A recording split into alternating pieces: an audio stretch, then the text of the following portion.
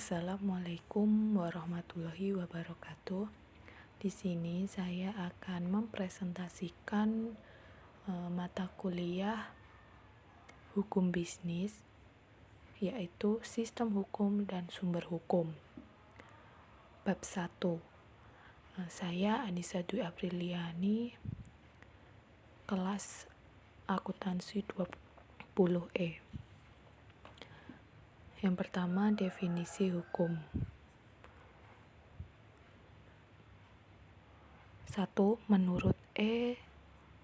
Utrecht, hukum adalah himpunan peraturan yang berupa perintah atau larangan yang tata tertib suatu masyarakat sehingga harus ditaati oleh masyarakat itu. Yang kedua, menurut Leon Duquit, hukum adalah aturan tingkah laku dalam anggota masyarakat, aturan yang daya penggunaannya pada saat tertentu diindahkan oleh suatu masyarakat sebagai jaminan dan kepentingan bersama terhadap orang yang melakukan pelanggaran itu. Yang ketiga, menurut S.M. Amin, hukum adalah sekumpulan peraturan yang terdiri atas norma dan sanksi yang bertujuan untuk mengadakan ketertiban dalam pergaulan manusia sehingga keamanan dan ketertiban dapat terpelihara. Selanjutnya ada definisi hukum menurut JCT, Simorangkir, dan Weharjono Sastropranoto. Hukum adalah peraturan-peraturan yang bersifat memaksa, yang menentukan tingkah laku manusia dalam lingkungan masyarakat yang dibuat oleh badan-badan resmi yang berwajib. Selanjutnya ada definisi hukum menurut M.H. Tirta Atmijaja. Hukum ialah semua aturan yang harus ada di dalam tingkah laku tindakan-tindakan dalam pergaulan hidup dengan ancaman meskipun mengganti kerugian. Nah, yang terakhir menurut Wikipedia, hukum adalah sistem yang terpenting dalam pelaksanaan rangkaian kekuasaan kelembagaan, yaitu politik, ekonomi, dan masyarakat sebagai perantara hubungan antar masyarakat.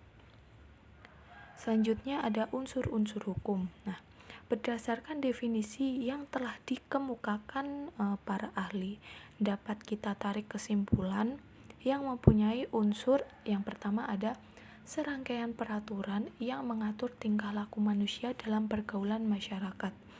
Yang kedua ada peraturan itu dibuat oleh badan-badan resmi yang berwajib dalam suatu masyarakat tertentu. Yang ketiga, peraturan-peraturan yang dibuat tersebut mempunyai kekuatan yang bersifat memaksa. Dan yang keempat, terhadap pelanggaran atas peraturan tersebut dikenakan sanksi yang tegas. Selanjutnya ada tujuan hukum. Tujuan pokok hukum menurut Said Sampara dan kawan-kawan yaitu menciptakan tatanan masyarakat yang ketertiban di dalam masyarakat sehingga kepentingan manusia akan terlindungi. Yang kedua, tujuan hukum menurut Roscoe-Porte dalam Harun UTH tahun 1998. Yang pertama ada menjaga ketentraman dan kedamaian masyarakat. Selanjutnya, menyelesaikan suatu perselisihan yang terjadi dalam masyarakat dengan seadil-adilnya sehingga terjadi ketertiban dan keamanan umum. Yang ketiga ada memelihara status quo. Dan yang terakhir, mengadakan perubahan dalam masyarakat. Selanjutnya, tujuan hukum menurut Wirjono Prodjodikoro dalam bukunya yaitu Perbuatan Melanggar Hukum dan Sweroso tahun 2002, yaitu mewujudkan keselamatan dan kebahagiaan dan ketertiban dalam masyarakat. Nah, tujuan hukum terakhir yaitu menurut Appledore dalam bukunya In Leading Law, The Stedman had never lied dalam Sueroso tahun 2002, yaitu mengatur tata tertib dalam masyarakat secara damai dan adil. Selanjutnya yaitu sumber-sumber hukum. Sumber hukum adalah segala sesuatu yang menimbulkan aturan-aturan yang mempunyai kekuatan yang bersifat memaksa, yaitu aturan-aturan yang jika dilanggar mengakibatkan sanksi yang tegas dan nyata. Nah,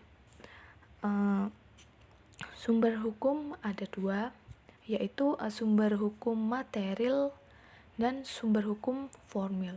Nah, sumber hukum material adalah tempat di mana materi hukum ini diambil, jadi merupakan faktor pembantu pembentukan hukum, dapat ditinjau dari berbagai sudut. Nah,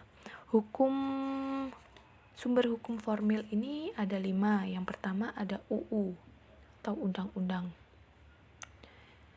Nah, yang kedua ada kebiasaan, yang ketiga jurisprudensi, yang keempat traktat, dan yang kelima agreement.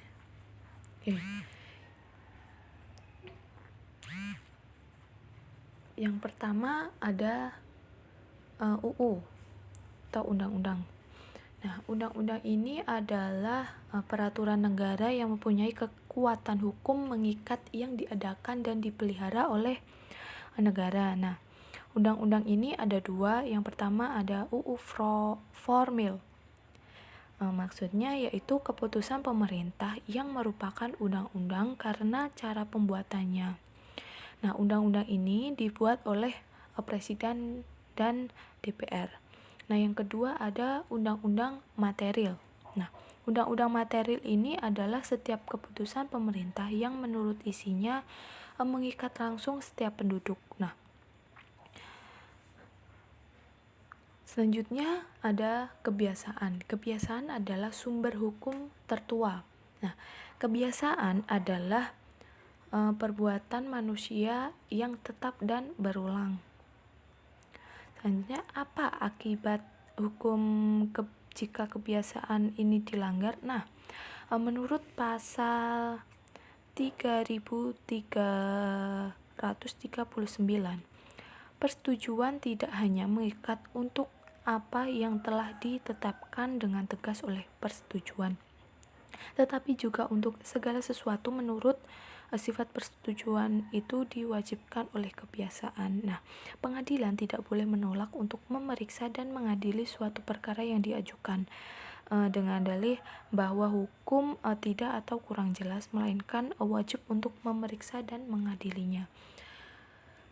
Nah, selanjutnya ada traktat. Nah, traktat ini adalah perjanjian yang diadakan oleh 2 negara atau lebih. Nah, materi-materi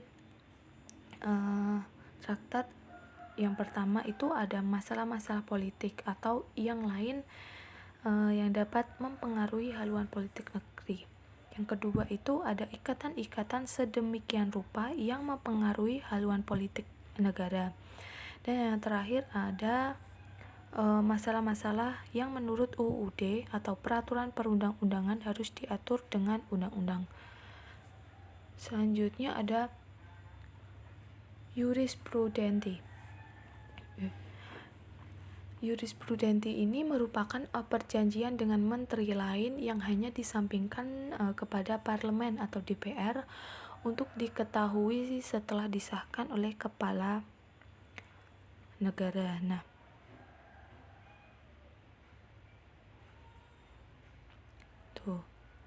selanjutnya ada agreement, merupakan perjanjian dengan menteri-menteri lain yang hanya disampingkan kepada parlemen atau DPR untuk diketahui setelah disahkan oleh kepala negara. Selanjutnya ada kaidah hukum. Kaidah hukum mempunyai sifat yang memaksa dan sanksinya berupa ancaman hukum. Alat-alat kekuasaan negara berupaya agar norma hukum ditaati dan dilaksanakan. Nah, dua faktor penyebab kaidah hukum ini. Yang pertama, satu, kaidah hukum ini berasal dari kaidah-kaidah sosial di dalam masyarakat. Nah, yang kedua ada kaidah hukum yang diturunkan oleh otoritas tertinggi. Selanjutnya ada asas-asas hukum. Nah, asas-asas hukum ini dikemukakan oleh beberapa. Yang pertama ada asas lex specialis, derogat lex generalis. Nah, asas ini berarti hukum ataupun perundang-undangan yang bersifat khusus mengesampingkan hukum atau perundang-undang yang bersifat umum. Nah, yang kedua ini ada asas superiori derogat lex inferiori. Asas ini berarti peraturan atau hukum yang lebih tinggi tingkatannya menyalahkan atau membatalkan peraturan atau hukum yang lebih rendah tingkatannya. Nah, yang ketiga ada asas lex posteriori derogat lex priori. Asas ini berarti pada peraturan yang tingkatannya sederajat peraturan yang baru mengalahkan peraturan yang lama apabila mengatur substansi yang sama namun bertentangan. Selanjutnya ada pembidangan ilmu hukum. Yang pertama, menurut bentuknya ada hukum tertulis. Nah, hukum tertulis ini adalah hukum yang dicantumkan dalam berbagai peraturan perundang-undangan. Contohnya itu adalah Undang-Undang Dasar 1945. Dan yang kedua ada hukum tidak tertulis. Nah, maksudnya ini adalah hukum yang masih hidup dalam keyakinan masyarakat tetapi tidak tertulis namun berlakunya ditaati seperti suatu peraturan perundang-undangan. Nah, contohnya ini adalah pidato presiden setiap tanggal 17 Agustus. Selanjutnya, pembidangan ilmu hukum menurut sumbernya. Yang pertama ini ada undang-undang. Undang-undang adalah suatu peraturan atau keputusan negara yang tertulis dibuat oleh alat perlengkapan negara yang berwenang dan mengikat masyarakat. Nah, yang kedua ada kebiasaan. Kebiasaan ini adalah pola tindak yang berulang mengenai suatu hal atau peristiwa yang sama atau bersamaan terjadi dalam masyarakat dalam bidang kegiatan tertentu. Nah, yang ketiga ada jurisprudensi atau keputusan hakim. Nah, keputusan hakim terdahulu yang sering diikuti dan dijadikan dasar keputusan hakim kemudian mengenai masalah yang sama. Yang keempat ada traktat. Nah, traktat ini merupakan perjanjian yang dilakukan oleh dua negara atau lebih dan sifatnya mengikat negara serta warga negara dari negara yang mengadakan perjanjian tersebut. Nah, yang terakhir ada doktrina. Doktrina atau pendapat ahli hukum. Nah, adalah pendapat-pendapat dari ahli hukum yang dijadikan sebagai dasar hukum tentang suatu hal mengenai hukum. Nah, selanjutnya ada pembidangan ilmu hukum menurut tempat berlakunya. Yang pertama ada hukum nasional. Nah, hukum nasional ini hukum yang berlaku dalam suatu negara dan hukum internasional, hukum yang mengatur hubungan hukum dalam dunia internasional. Dan yang terakhir ada hukum asing. Hukum asing ini hukum yang berlaku di tempat lain. Nah, selanjutnya pembidangan ilmu hukum menurut waktu berlakunya. Yang pertama ada hukum positif, yaitu hukum yang berlaku sekarang bagi suatu masyarakat tertentu dalam suatu negara atau daerah tertentu. Selanjutnya ada ius constituendum. Maksudnya hukum yang diharapkan berlaku pada hukum yang akan datang. Dan yang terakhir ada hukum alam. Nah, maksudnya hukum yang berlaku dimanapun, kapanpun, dan untuk siapapun. Selanjutnya ada pembidangan ilmu hukum menurut isinya. Nah, menurut isinya ini dibagi menjadi dua, yaitu hukum privat atau hukum sipil. Hukum yang mengatur hubungan-hubungan antara orang yang satu dengan yang lainnya dengan menitik beratkan kepada kepentingan perseorangan. Yang kedua ada hukum publik. Hukum publik ini adalah hukum yang mengatur hubungan antara negara dengan alat-alat perlengkapan negara dan hubungan antara negara dengan perseorangan. Nah, selanjutnya ada subjek hukum. Subjek hukum adalah segala sesuatu yang dapat menjadi pembawa hak dan kewajiban di dalam hukum. Nah, subjek hukum ini meliputi manusia atau nature-like person. Nah, manusia sebagai subjek hukum adalah sejak ia lahir dalam keadaan hidup, bahkan seorang bayi yang masih berada dalam kandungan ibunya dapat dianggap telah lahir jika kepentingannya mengkehendaki, misal untuk memperoleh kedudukan sebagai ahli waris. Nah, yang kedua ada badan hukum atau right person. Badan hukum merupakan suatu badan atau himpunan atau kumpulan orang-orang dalam suatu organisasi yang bertujuan untuk mencapai tujuan bersama. Oke. Selanjutnya yang terakhir ada objek hukum. Objek hukum adalah segala sesuatu yang berguna bagi subjek hukum dan yang dapat menjadi objek perhubungan hukum. Nah, wujud dari objek hukum adalah benda. Mengapa wujud hukum ini adalah benda? Karena benda adalah segala sesuatu yang dapat dihaki oleh orang atau dikuasai dengan hak atau menjadi objek hak seorang. Dapat dikatakan bahwa benda adalah segala barang dan hak yang dapat dimiliki oleh orang.